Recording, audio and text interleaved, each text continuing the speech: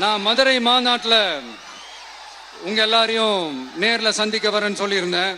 அப்படி இன்னைக்கு உங்களுக்காக நம்மள மேலையும் கீழையும் ரொம்ப மோசமா ஆண்டுகிட்டு இருக்கிற பாசிச பாஜக அரசையும்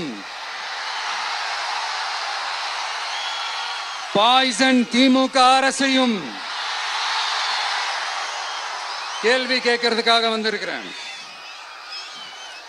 இந்த பாஜக அரசு நம்மள கொஞ்ச நெஞ்ச கொடுமையாங்க செய்து பீகார்ல 65 லட்சம் வாக்காளர்கள் ஓட்டர் லிஸ்ட்லயே காணோமா.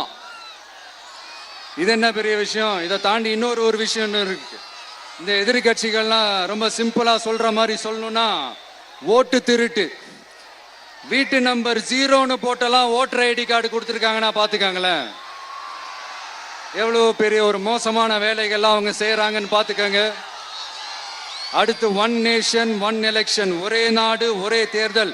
2029ல இவங்களோட ஆட்சி காலம் முடிய போகுதுன்றது எல்லாருக்குமே தெரிஞ்ச ஒரு விஷயம்தான்.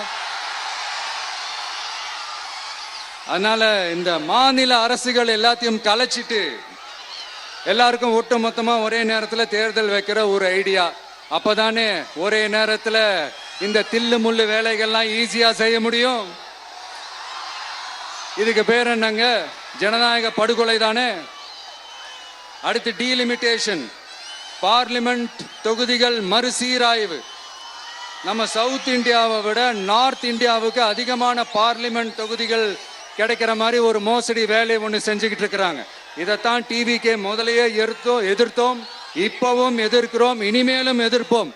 அதனால இந்த SIR, one nation one election, delimitation இதெல்லாம் எதிர்கட்சிகளை அழிக்கிறதுக்காக ரொம்ப ரொம்ப முக்கியமா நம்ம சவுத் இந்தியாவோட அந்த பவரை குறைக்கிறதுக்காக செய்யப்படுற ஒரு மோசடி வேலைகள்.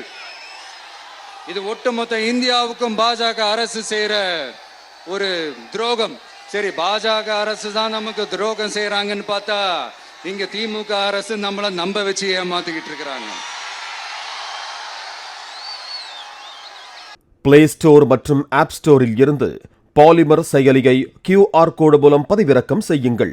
செய்திகளை உடனுக்குடன் பெறுங்கள்.